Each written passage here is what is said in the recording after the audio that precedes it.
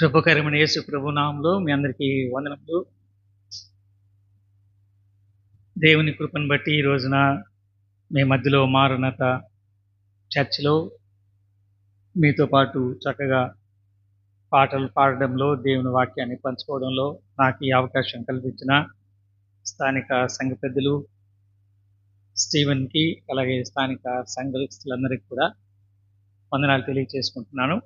దేవుని వాక్యంలో నుంచి మన వాక్య ధ్యానం నిమిత్తమై దావీదు కీర్తనలు 23వ అధ్యాయము 2వ వచనం చదువుకుని ధ్యానం చేద్దాం. లేక మొదటి 2 వచనములు చదువుకొని ధ్యానం చేద్దాం. యెహోవా నా కాపరి, నాకు లేమి కలుగదు. పచ్చిక గల చోట్లను ఆయన నన్ను పరుండజేయుచున్నాడు. శాంతికరమైన జలముల యొద్ద నన్ను నడిపించుచున్నాడు అనేటువంటి ఈ మాటల్లో మనం గమనిస్తే,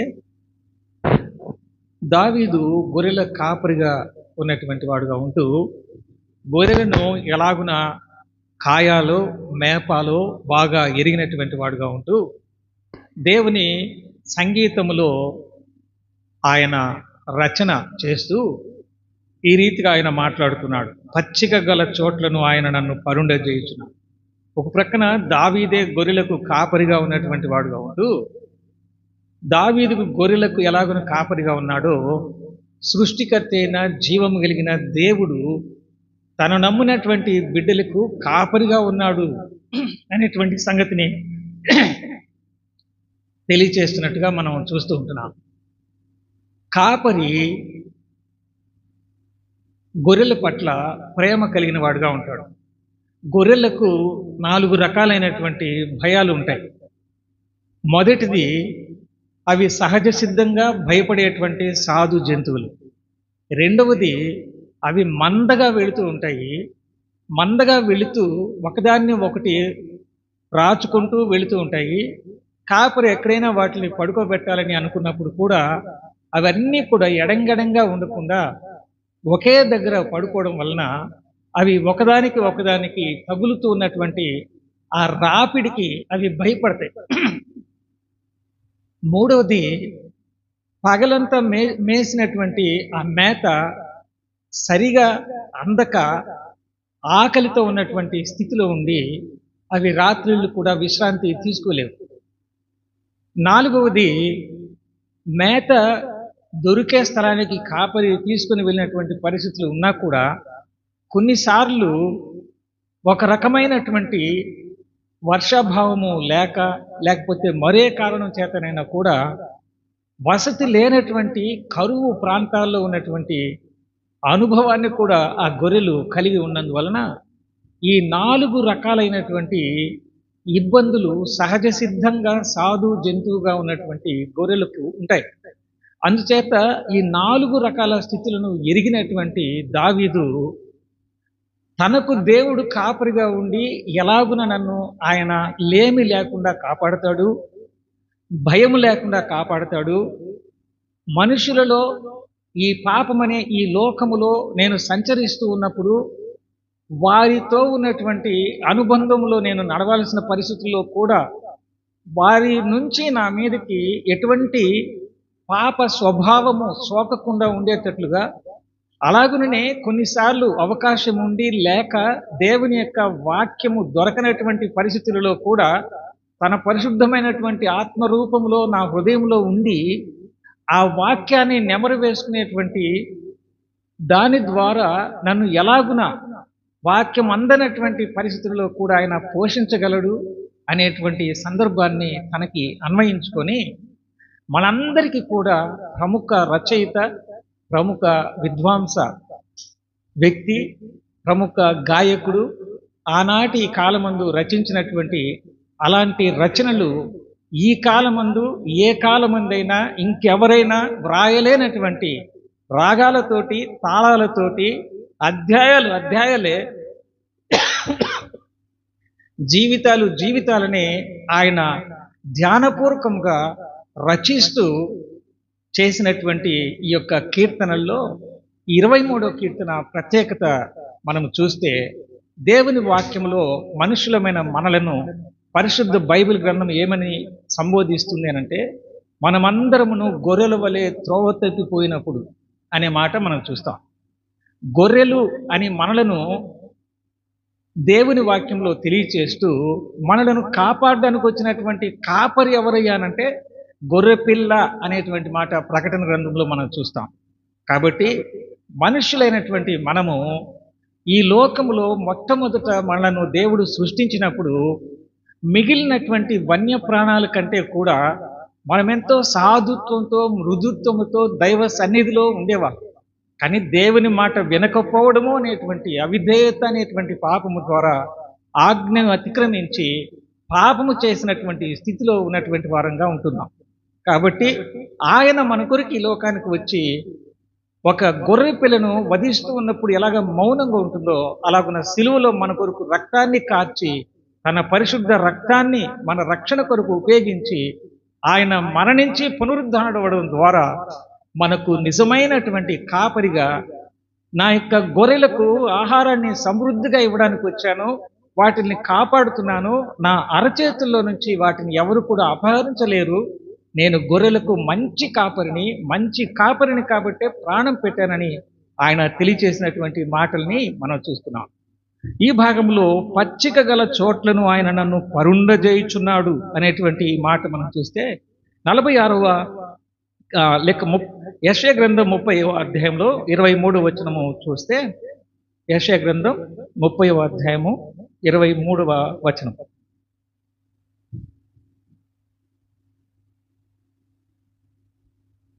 నీవు నీ భూమిలో విత్తుటకు నీ గింజలకు కావలసిన వాన ఆయన కురిపించును, భూమి రాబడి అయిన ఆహార ద్రవ్యమిచ్చును, అది విస్తార సార రసములు గలదై ఉండును. ఆ దినమున నీ పశువులు విశాలమైన గడ్డి బీళ్లలో మేయును అని. భూమిలో నుంచి సత్వమునిచ్చి వర్షపాతాన్నిచ్చి సారాన్నిచ్చి ఆ సారవంతమైనటువంటి ఆహారాన్ని పశువులు భుజిస్తాయని దేవుడు తెలియజేసినటువంటి ఈ మాట. ఆయన పిల్లలమైనటువంటి మనము ఆయన మాట వినకుండా తొలగిపోయినటువంటి వారంగా ఉంటుండగా సహితము నీరు గాలి వెలుతురు ఆయన ఉచితంగా అనుగ్రహించి మిగిలినటువంటి ప్రాణులను పోషిస్తున్నటువంటి పరమ తండ్రి అయిన దేవుడుగా, జాలి అయిన దేవుడుగా ఉంటూ దేవుని వాక్యము ద్వారా ఎటువంటి రుచికరమైనటువంటి ఆహారానికంటే కూడా సత్తువతో కూడినటువంటి సారముతో కూడినటువంటి ఆహారాన్ని ఆయన మనకు ఇచ్చి ఆధ్యాత్మికమైనటువంటి పోషకుడుగా ఉంటూ ఉన్నాడు. శారీరకముగా కూడా మన యొక్క పొలములను పశువులను పోషించేటువంటి దేవుడుగా ఉన్నాడు అనేటువంటి మాటని ఆ భాగంలో మనం చూస్తున్నాం. అక్కడనే 49వ అధ్యాయంలో యెషయా గ్రంథం 49వ అధ్యాయము 13, 14, 15వ వచనాల్లో మనం గమనించినట్లయితే,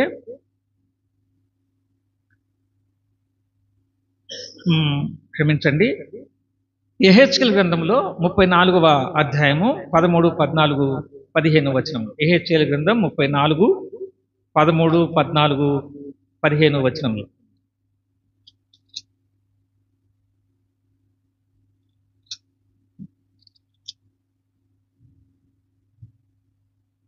ఆయా జనులలో నుండి వాటిని తోడుకొని వచ్చి ఆయా దేశములలో నుండి వాటిని సమకూర్చి వాటి స్వదేశంలోనికి వాటిని తెచ్చి పర్వతముల మీదను వాగుల యొద్దను దేశమందున సకలమైన కాపురపు స్థలములందును వాటిని మేపెదను. నేను మంచి మేతగల చోట వాటిని మేపెదను. ఇశ్రాయేలు యొక్క ఉన్నత స్థలముల మీద వాటికి దొడ్డి ఏర్పడును, అక్కడ అవి మంచి దొడ్డిలో పండుకొనును. ఇశ్రాయేలు పర్వతముల మీద బలమైన మేతగల స్థలమందు అవి మేయును. నేనే నా గొర్రెలను మేపి పరుండబెట్టుదును. ఇదే ప్రభువు యెహోవా వాక్కు. చూసారా, ఇక్కడ ప్రత్యేకంగా వ్యక్తిగతంగా కాపరిగా నేనే వాటిని మంచి మేతగల స్థలములో వాటిని మేపతాను, మంచి దొడ్డిలో వాటికి పరుండబెడతాను, వాటికి మంచి కాపరిగా నేను ఉంటాను, నేనే అని దేవుడు సెలవిస్తున్నట్టుగా ఈ వాక్య భాగంలో మనము గమనిస్తుంటున్నాం.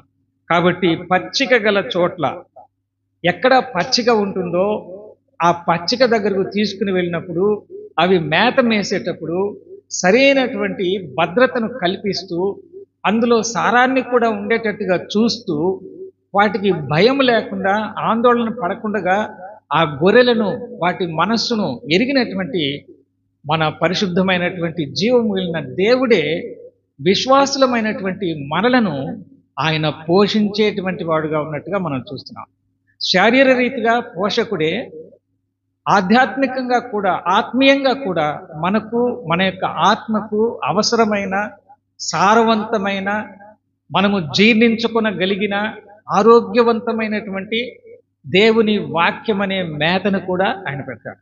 సహజంగా గొర్రెలు బయట తిరుగుతున్నప్పుడు చిన్న చిన్న గాయాలు కూడా అవుతూ ఉంటాయి. అవి రాసుకుంటూ మందలు మందలుగా వెళ్తాయి. మీరు చూడండి, మేకల మందను చూస్తే ఆ మేకల మందకి కాపరి వెనక ఉండి కర్రతోటి నడిపిస్తూ ఉంటాడు వాటిని, లేకపోతే అవి నడవు. ఒకటి ఇటు ప్రక్కన వెళ్తుంది, ఇంకొకటి ఇంకొక ప్రక్కన వెళ్తుంది, అలాగనే ఉంటుంది.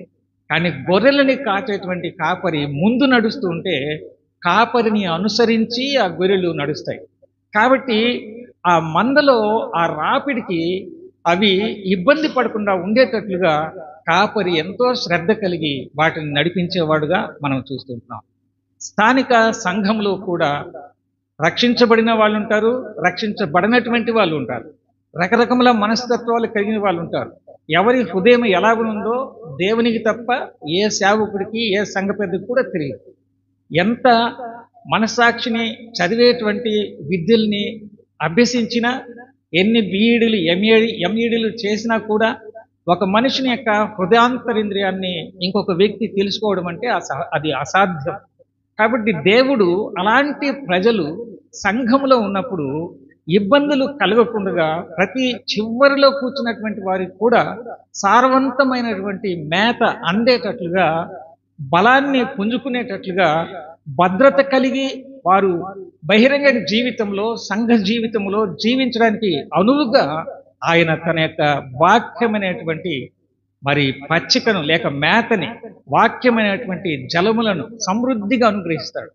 అంతేకాకుండా లోపట భాగాల్లో ఒక ఊరడి నీటి బుగ్గలాగా ఇచ్చి ఆయన దప్పిక తీర్చేటువంటి వాడుగా ఉన్నట్టుగా మనము గమనిస్తూ ఉంటున్నాం. 46వ కీర్తనలో 4వ వచనం మనం గమనిస్తే ఎలాగున ఆయన మనల్ని నడిపిస్తున్నాడు అనేటువంటి విషయాన్ని ఆ భాగంలో మనం చూస్తాం. 46వ కీర్తన 4వ వచనం.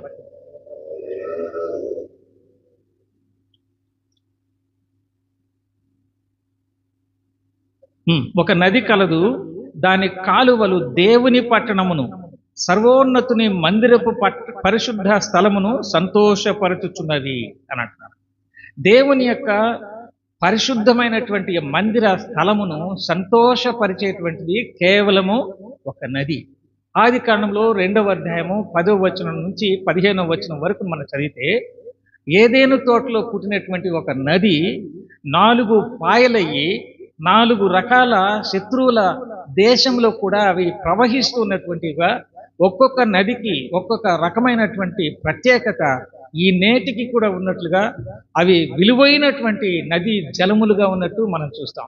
అందులో చివరిది యూఫ్రటీసు నది అని కూడా మనం చూస్తాం. ఈ నేటికి కూడా ఆ నదులు అక్కడ నుంచి ప్రవహిస్తూ ఉన్నట్టుగా మనం చూస్తున్నాం.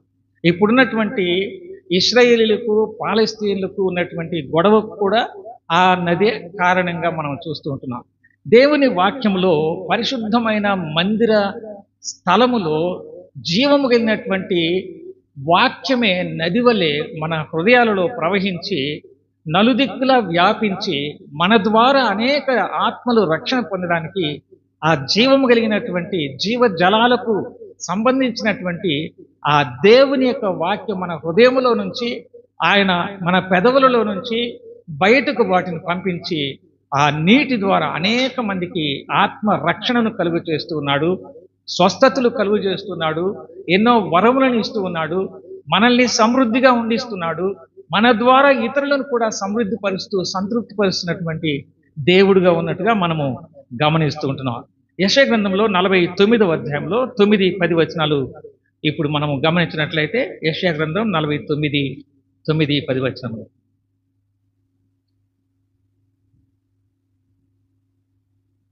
మార్గములలో వారు మేయుదురు, చెట్లు లేని మిట్టలన్నిటి మీద వారికి మేపు కలుగును. వారి యందు కరుణించువాడు వారిని తోడుకొని పోవచ్చు. నీటి బుగ్గల యొద్ద వారిని నడిపించును. కాబట్టి వారికి ఆకలి అయినను దప్పి అయినను కలుగదు. ఎండమావులైనను ఎండ అయినను వారికి తగులదు అని ఇక్కడ మనం చూస్తాం. కాబట్టి కరుణించేటువంటి దేవుడే నీటి బుగ్గల యొద్దకు తన యొక్క ప్రజలను నడిపించేటువంటి వారినిగా ఇక్కడ మనము గమనిస్తుంటున్నాం. ఆకలి దప్పిక వేయనటువంటి స్థలాలకు నడిపించేటువంటి దేవుడు. ఎండమావులైన అనగా నీళ్లు ఉన్నాయి, వెళితే అక్కడ తాగవచ్చు అనిపిస్తుంది, కానీ దూరం నుంచి దగ్గరికి వెళితే అక్కడ ఇక్కడ ఎట్లుందో ఇంకా కొంత దూరం అట్లనే ఉన్నట్టుగా కనబడుతుంది, కానీ నీళ్లు కాదు అవి. కానీ అలాంటి పరిస్థితులు లేకుండా ఎండ దెబ్బ తగలకుండా ఆయన తన బిడ్డలను ఆకలి దప్పిక లేనట్లుగా, అంటే వారికి ఆహారం విషయం కానీ నీటి విషయం కానీ కొరత లేనటువంటి రీతిగా వారిని పోషించేటువంటి దేవుడిగా మనం చూస్తున్నాం. గతంలో ఆకలి బాగా విస్తారంగా వేసినప్పుడు ఒక్కొక్కసారి మా ఇంట్లో కడుపు నిండా అన్నం ఉండేది, కానీ ఆ ఆకలి తీరేంత ఒక్కొక్కసారి అంటే కొంత టైం పట్టేదనమాట. వాళ్ళు సేవకి వెళ్ళి వచ్చి వండి అయి పెట్టేంత వరకు ఆకలి అనిపించింది. మళ్ళీ ఆకలి వేస్తుంది ఇంట్లో మా అమ్మ నాన్న చెప్తే వెంకటగిరిలో 1వ తరగతి చదివేటప్పుడు ఎక్కడ ఆకలి వేస్తుందని అడిగాడు మా నాన్న. మా అమ్మ పక్కనే కూర్చోంది, మోకాళ్ళు చూపించా. చిన్నప్పుడు 1వ తరగతి అప్పుడు ఆకలి మోకాళ్ళలో ఉంది అని చెప్పాను అనమాట. సీరియస్గా నాకు తెలియక, మోకాళ్ళలో కాదు ఉండేది పొట్టలో. మళ్ళీ ఒకసారి చెప్పు అంటే మళ్ళీ నేను మోకాళ్ళే చూపించాను, మోకాళ్ళలో ఆకలి ఉందని. కానీ ఇప్పుడు అసలు ఆకలి వేయకముందే సమృద్ధి అయినటువంటి, మరి మీలాంటి వాళ్ళ దగ్గరికి వస్తే రకరకముల బలమైన ఆహారము దొరుకుతూ ఉంది. దేవుని యొక్క ఆశీర్వాదం. కష్టపడినటువంటి ఆకలితో ఉన్నటువంటి ప్రాణాలను దేవుడు ఏం చేస్తాడు? శారీరకంగా సంతృప్తిపరుస్తాడు, ఆధ్యాత్మికంగా కూడా సంతృప్తిపరుస్తాడు. దేవుని వాక్యం ఎలాగున చెప్పాలో తెలియక, దేవుని యొక్క సువార్త ఎలాగున ప్రకటించాలో తెలియక, ఇది మా పని కాదులే అనుకుని ఉంటే తప్పనిసరి చేసి దేవుడు నోటికి ఆయన మాటలనిచ్చి ఆయన మాటలను పలికిస్తూ ఉంటున్నాడు. ఎంతో మందికి అవి ఆశీర్వాదకరంగా ఉంటున్నాయి. కాబట్టి తన బిడ్డలను ఆకలి లేకుండా దప్పిక లేకుండా, ఆకలేసేంత వరకు లేకుండా సమయానికి భోజనం రెడీ అయిపోతూ ఉంది. అరే ఆకలేసిన తర్వాత తింటే బాగుండే అనిపిస్తుంది, కొద్దిసేపు తర్వాత తింటానులే అని ఇప్పుడు చెప్పాల్సిన పరిస్థితులు ఏర్పడ్డాయి. ఎందుకని ఈ మాటలు అనుభవంలో నుంచి సాక్ష్యంలో నుంచి చెప్తున్నానంటే, వినడానికి ఇష్టంగా ఉండదు, కానీ అలాంటి పరిస్థితి నుంచి దేవుని యొక్క ఆశీర్వాదాన్ని పొంది ఈ సాక్ష్యాన్ని నేను మీతోటి పంచుకుంటున్నాను. నేడు పిల్లలకు ఆకలి లేనటువంటి స్థితిని దేవుడు అనుగ్రహించాడు. చాలామంది బీద వాళ్ళకు కూడా సహాయం చేయగలిగినటువంటి సామర్థ్యాన్ని కొన్నిసార్లు అంతగా మనం చేయలేకపోయినా, కానీ కొందరికైనా ఆకలి తీర్చడానికి అవకాశాన్ని కల్పించేటువంటి పరిస్థితిని దేవుడు తన బిడ్డలకు అనుగ్రహించేవాడుగా ఉన్నట్టుగా మనం చూస్తూ ఉంటున్నాం. కాబట్టి అలాంటి స్థితిని ఈ భాగంలో కలిగినట్టుగా మనం గమనిస్తూ ఉంటున్నాం. ప్రకటన గ్రంథంలో 7వ అధ్యాయము 17వ వచనము మనము చూస్తే, ప్రకటన 7:17,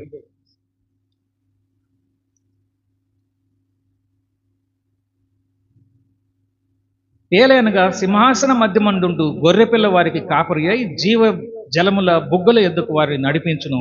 దేవుడే వారి కన్నుల నుండి ప్రతి బాష్ప బిందువును తుడిచివేయును అనే మాట.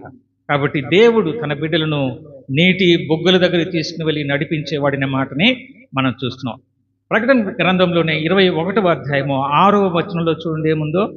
మరియు ఆయన నాతో ఇట్లనెను, సమాప్తమైనవి, నేనే అల్ఫాయు ఒమేగయు, అనగా ఆదియు అంతమునై ఉన్నవాడను. దప్పిగొను వానికి జీవజలముల బొగ్గలోని జలమును నేను ఉచితముగా అనుగ్రహించును అని అంటున్నాడు. ఉచితముగా అనుగ్రహించేటువంటి దేవునిగా మనం చూస్తే, ప్రకటన గ్రంథంలోనే 22వ అధ్యాయంలో 1వ వచనంలో చూడండి ఏముందో. మరియు స్ఫటికము వలె మెరయునట్టి జీవజలముల నది దేవుని యొక్కయు గొర్రెపిల్ల యొక్కయు సింహాసనము నొద్దు నుండి ఆ పట్టణపు రాజవీధి మధ్యను ప్రవహించుట ఆ దూత నాకు చూపెను. ఆ జలము యొక్క ఈవలను ఆవలను ఈ జీవ వృక్షం ఉండెను. అది నెల నెలకు ఫలించుచు 12 కాపులు కాయను. ఆ వృక్షం యొక్క ఆకులు జనములను స్వస్థపరచుటకు వినియోగించును అనే మాట చూస్తుంది. కాబట్టి నెల నెల కాపు కాసేటువంటి చెట్టును నేనైతే ఎక్కడా చూడలేదు. కానీ ప్రతి నెల అన్ని రకముల పండ్లు దొరికేటువంటి రోజులకి మనం వచ్చేసాం. ఎలాగునా కోల్డ్ స్టోరేజ్లో భద్రపరిచి అన్ సీజన్లో కూడా ఆ సీజన్లో పండినటువంటి పండ్లను మనం తినగలుగుతున్నాం. కానీ పంటనైతే మనం చూడలేకపోతున్నాం. కాబట్టి ఈ నది జలాల ద్వారా ప్రతి నెల ఫలాన్ని ఇచ్చేటువంటి వృక్షాలు ఉంటాయని మనం చూస్తాం. ఏవి ప్రతి నెల ఫలాలు ఇచ్చేవి? దేవుని పిల్లైనటువంటి మనమే దేవుని యొక్క ఫలింపు జీవితాన్ని కలిగి ఉంటామని ఆ భాగంలో మనం చూస్తే, యోబు గ్రంథంలో 34వ అధ్యాయము 29వ వచనం చూడండి. యోబు గ్రంథము 34:29వ వచనం. ఆయన సమాధానము కలుగు చేసిన ఎడల శిక్ష విధింపగలవాడెవడు? ఆయన తన ముఖమును దాచుకుని ఎడల ఆయనను చూడగలవాడు ఎవడు? అది అనేకులను గూర్చినదైనను ఒకటే, ఒకని గూర్చినదైనను ఒకటి. కాబట్టి దేవుడు సమాధానమును అనుగ్రహిస్తే ఇక శిక్ష వేసేటువంటి వాళ్ళు ఎవరు కూడా ఉండరు. చివరిగా యెషయా గ్రంథం 8వ అధ్యాయము 6వ వచనం చదువుకుని మనం ముగించుకుందాం. 5-6 కలిసి ఉన్నాయి. మరియు యెహోవా ఇంకనూ నాతో ఇలాగ సెలవిచ్చెను, ఈ జనులు మెల్లగా పారు షిలోహు నీళ్లు వద్దని చెప్పి వారు షిలోహు నీళ్లు వద్దని చెప్పి రెజీమును బట్టియు రెమల్యా కుమారుని బట్టియు సంతోషించుతున్నారు. కాగా ప్రభు బలమైన యూఫ్రటీసు నది విస్తార జలములను అనగా అష్షూరు రాజును అతని దండంతటిని వారి మీదికి రప్పించును. అవి దాని కాలువలన్నిటిపైగా పొంగి ఒడ్డులన్నిటి మీదను పొర్లి పారును. దాని ద్వారా ఏం జరుగుతుంది? విశాలమైనటువంటి పరిస్థితులకు అది వ్యాప్తి చెందిన తర్వాత 9వ వచనంలో, జనులారా రేగుడి, మీరు ఓడిపోవద్దురు, దూరదేశస్తులారా మీరందరూ ఆలకించుడి, మీరు నడుము కట్టుకునను ఓడిపోవద్దురు. ఇక్కడ మనకు ఉన్నటువంటి పాఠం ఏమిటంటే, షిలోహుల నుంచి వచ్చేటువంటి ఆ జలములు మెల్లగా వస్తాయి, ఆశీర్వాదకరంగా ఉంటాయి, కాపాడబడేటువంటి స్థితి అక్కడ ఉంటుంది. కానీ జనులు ఈ రోజుల్లో ఎట్లా ఉన్నారంటే, లేదు ప్రపంచంలో పేరు పొందిన చాలా పొడవైన జీవజల నది లాంటి యూఫ్రటీసు నది మాకు కావాలి అని కోరుకుంటూ, అంటే అష్షూరు శత్రువులే మాకు కావాలని, లేక శరీర సంబంధమైనటువంటి బందుకట్టు లేకపోతే బలము అని అనుకుని ఆ జలములే మాకు కావాలని వాటిని ఆశిస్తున్నటువంటి వాళ్ళని గురించి దేవుడు ఏం చెప్తున్నా అంటే, మీరు నడుము కట్టుకొని పని చేసినా కూడా మీరు ఓడిపోతారు అని చెప్పాడు. కాబట్టి స్థానిక సంఘములో దేవుడు తన ఆత్మ ద్వారా మెల్లగా మాట్లాడే చిన్న మాటలు చాలు మనల్ని బ్రతికిస్తాయి. కానీ ఆశపడి విస్తారమైన జలములు యూఫ్రటీసు నుంచి ప్రవహించేటువంటి జలములే నాకు కావాలి అని, కనిపించేటువంటి పరిస్థితులు మనకు కావాలి అని కోరుకునేటువంటి పరిస్థితులు ఏదైతే ఉంటాయో అలాంటి వ్యక్తులు ఓటమి పాలవుతారు అని దేవుని వాక్యంలో మనం చూస్తున్నాం. అలాంటి స్థితికి మనం వెళ్లకుండా మంచి కాపరి, ప్రాణం పెట్టి రక్షించినటువంటి కాపరి, మన భయాన్ని ఎరిగినటువంటి కాపరి, లోకంలో ఉన్నటువంటి ఒత్తిడి, ఫ్రిక్షన్, రకరకాలైనటువంటి పరిస్థితులను ఎరిగినటువంటి దేవుడు. అలాగుననే ఆహారము అందేటువంటి సమయంలో కూడా పరిస్థితుల వలన సరిగా దేవుని వాక్యాన్ని జీర్ణించుకోలేకపోయేటువంటి మనస్తత్వంలో ఉన్నటువంటి పరిస్థితి, సమస్య ఎదుర్కొంటూ ఉన్నాం. అదే సమయంలో దేవుని వాక్యము అందాల్సినంతగా అందక స్థానిక సంఘాలలో జీవం వెళ్ళిన దేవుని ఆరోగ్యవంతమైన బోధ అందవలసినంతగా అందక, అందాల్సినటువంటి రీతిలో అందక, కరువులో ఉన్నటువంటి గొర్రెలు ఎలాగ ఉంటాయో ఈ 4 రకాలైనటువంటి సమస్యలలో, ఒకటి భయము, రెండవది ఒత్తిడి, మూడవది వాటికి ఉన్నటువంటి ఆ బలహీనమైన పరిస్థితి వల్ల సరైనటువంటి ఆహారము లేకపోవడము, ఒకవేళ ఉన్నా దాన్ని తీసుకునేటువంటి సామర్థ్యం లేక కరువులో ఉన్నటువంటి పరిస్థితి ఎదుర్కోవడము. అలాంటి స్థితిలో ఉన్నటువంటి గొర్రెల మంద దొడ్డులో తోలబడిన తర్వాత అక్కడ ఉన్నటువంటి ఆ మంద రాపిడికి అవి పగలంతా తిరిగి సంచారం చేసి మేత తీసుకునే స్థలాలలో చిన్న చిన్న గాయాల వలన, రాత్రిపూట ఈగల దోమల కాటు వలన ఇబ్బందులు ఎదుర్కొనేటువంటి శారీరకమైనటువంటి గొర్రెలు ఆకలితో ఉండి నిద్ర లేమికి అవి పడుకోకుండా నిలువబడి ఉన్నటువంటి స్థితి, ఎప్పుడు క్రూర మృగాలు వచ్చి వాటిని మరి కబళిస్తాయని కాపరి కంటి మీద కునుకు లేకుండా ఎలాగైతే కాపాడుతున్నాడో, అలాగున ఈ లోకంలో రకరకముల భయములతోటి, రకరకముల ఒత్తిడితోటి, రకరకములైనటువంటి ఆహారం తీసుకోవాలన్నా తీసుకోలేనటువంటి, సహకరించినటువంటి రోగాలతోటి, ఆహారం కావాలని ఆశించిన దొరకనటువంటి పరిస్థితులు, సరైనటువంటి బోధ, సరైనటువంటి వాక్యము అందినటువంటి ఈ నేటి స్థానిక సంఘ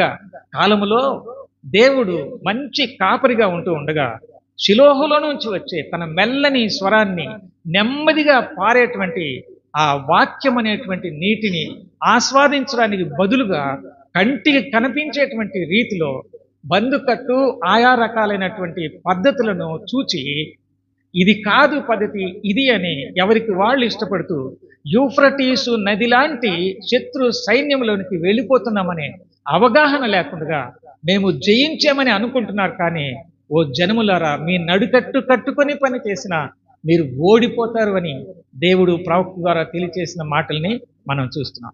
చిన్న ధ్యానంలో దేవుడు నాకు ఇచ్చిన తలంపులు పంచుకునే ఇంకా ఈ లోకంలో ప్రభువుని రక్షకుడిగా అంగీకరించకుండా, మంచి కాపరిగా ఆయనను ఆహ్వానించకుండా ఉంటే, ఈ మంచి సమయము నీవు నాకు మంచి కాపరి కావాలయ్యా అని కోరుకుంటే, యెహోవా నా కాపరి నాకు లేమి. మిగతా ఎన్నో వచనాలు ఉన్నాయి. ఒక వచనంలో ఉన్న సారాంశము దేవుడు మనతో మాట్లాడినట్లుగా ఆ మాటలు మళ్ళీ మళ్ళీ మనం నెమరు వేసుకుంటూ ప్రభు కొరకు ధైర్యముతో, ఉన్నదానితో తృప్తిపడి, కాపరి మీద ఆధారపడి జీవించాల్సినటువంటి స్థితి అని గమనించి, యూఫ్రటీస్ నది లాంటి నీటిని లేక మనం చూడకుండా అవన్నీ కూడా ఓటమి పాలు చేస్తాయి. కానీ శిలోహులో నుంచి వచ్చే మెల్లని నీళ్ళే, అవసరమైనటువంటి జీవం కలిగిన దేవుని వాక్యమే చాలు అని తృప్తిపడి ముందుకు సాగడానికి ప్రభు మనల్ని నడిపించింది.